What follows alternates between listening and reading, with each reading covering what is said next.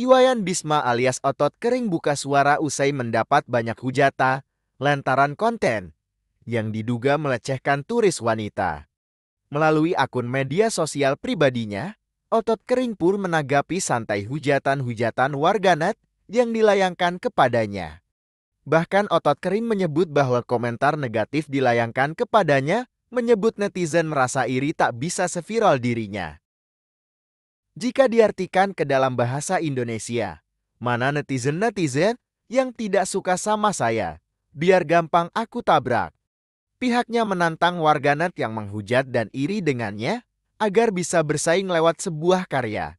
Sebelumnya, Otot Kering kembali menjadi sorotan lantaran kontennya yang mengundang kontroversi. Konten yang diunggah dalam media sosial Instagram pribadinya, terlihat Otot Kering sedang berbincang dengan seorang wisatawan asing. Can ada netizen namanya Ca, bang benar tomplok Can. Biasa orang itu irinya itu karena dia itu tidak bisa seviral aku.